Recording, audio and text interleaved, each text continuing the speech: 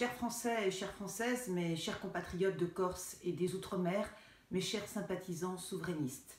La victoire de Giorgia Meloni, chef du parti Fratelli d'Italia et représentante en Italie de la droite souverainiste et chrétienne, ce dimanche 25 septembre 2022 est une excellente nouvelle.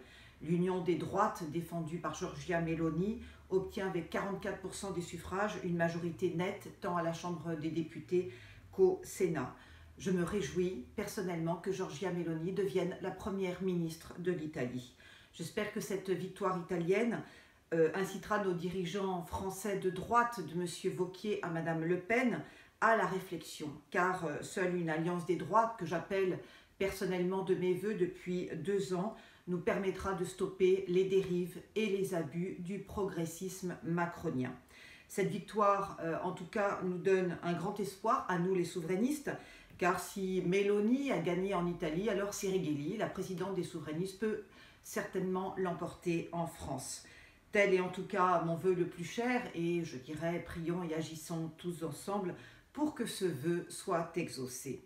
Je me réjouis d'autant plus de cette victoire italienne que je partage avec Giorgia Meloni un très grand nombre de valeurs et de convictions, tant politiques que spirituelles. Son souverainisme affirmé, sa défense de nos valeurs chrétiennes et sa lutte contre l'immigration massive sont identiques aux miens. Nous sommes toutes deux des mères, des épouses de ferventes catholiques, des conservatrices assumées. Nous combattons toutes deux l'idéologie du genre et le lobby LGBT, soutenu et financé par les progressistes. Nous sommes toutes deux opposées à la loi sur le mariage homosexuel et à la loi sur l'adoption des homosexuels. Nous aimons passionnément toutes deux nos pays respectifs et nous sommes toutes deux des Européennes convaincues. Comme moi, Giorgia Meloni veut rester dans l'Union européenne des 27 et reste profondément attachée à la monnaie unique, l'euro, avec une dette représentant 150% du PIB et l'attente d'un versement promis européen de 140 milliards d'euros. Meloni n'a aucun intérêt à se fâcher avec Bruxelles. Mais comme moi, Giorgia Meloni milite pour une révision profonde des traités de l'Union européenne et combat, comme moi, la grande finance internationale. Comme moi, Giorgia Meloni s'insurge contre la technocratie bruxelloise qui gangrène nos institutions communautaires. Comme moi, Giorgia Meloni veut rester dans l'OTAN, car pour réformer cette institution atlantiste, il faut être dedans et non dehors, en position d'observateur passif. C'est l'unique moyen d'obtenir la paix et la résolution du grave conflit entre la Russie et l'Ukraine. Comme moi, Giorgia Meloni rejette les valeurs progressistes de Mme von der Leyen, qui a transformé notre belle Europe de la paix, de la concorde et de la chrétienté en une monstrueuse Europe de la guerre, du consumérisme et du multiculturalisme. Comme moi, Giorgia Meloni s'est opposée depuis 2020 à la dictature covidiste, au confinement, je dirais, absurde de populations en bonne santé, à l'obligation vaccinale anti-Covid, au pass sanitaire et au pass vaccinal. Comme moi, Giorgia Meloni veut stopper l'immigration massive venue d'Afrique et d'Orient et créer un blocus maritime pour stopper ces invasions barbaresques.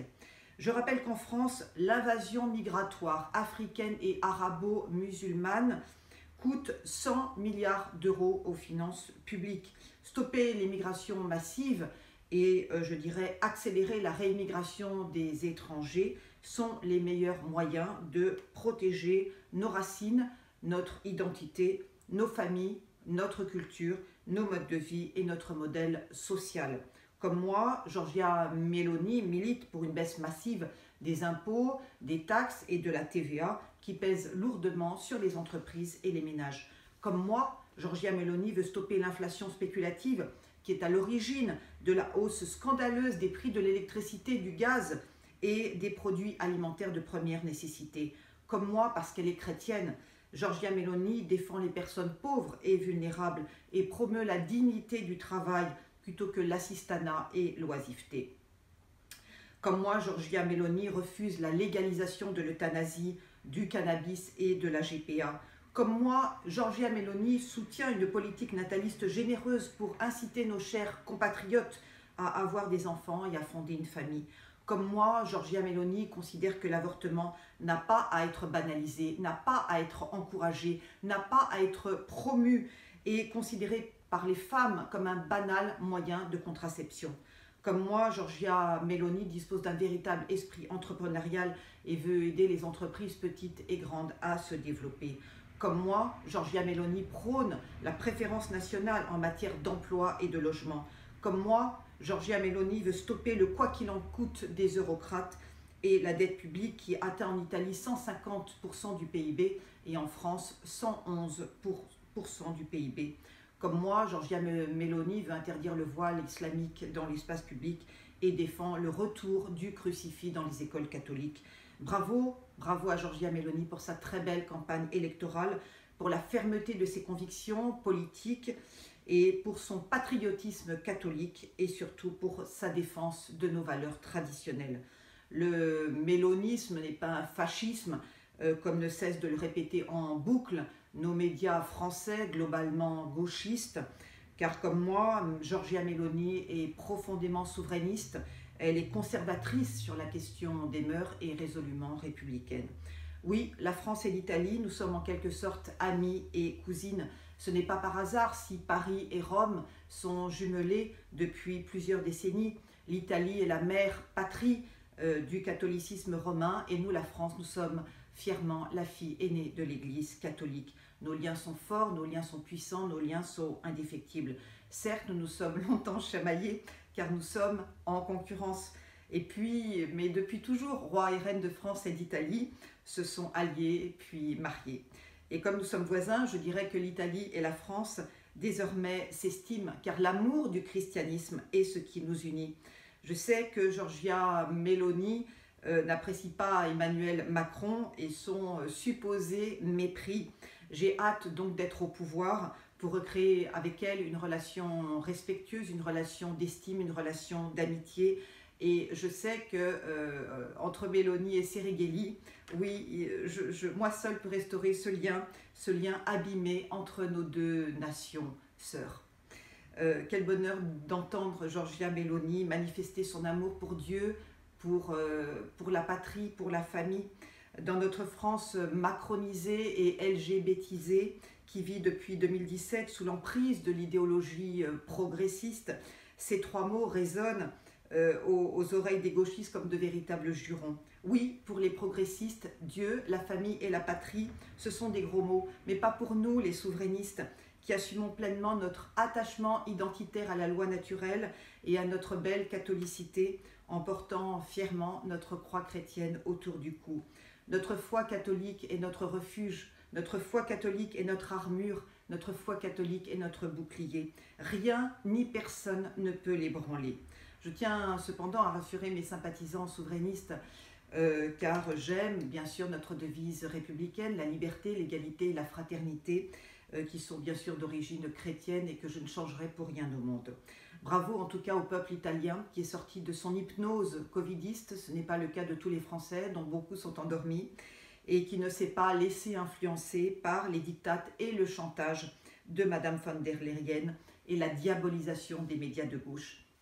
J'espère moi aussi très vite, très bientôt, intégrer le club très chrétien des souverainistes de droite dans la lignée de la Hongrie, de la Suède, de la Pologne et maintenant de l'Italie.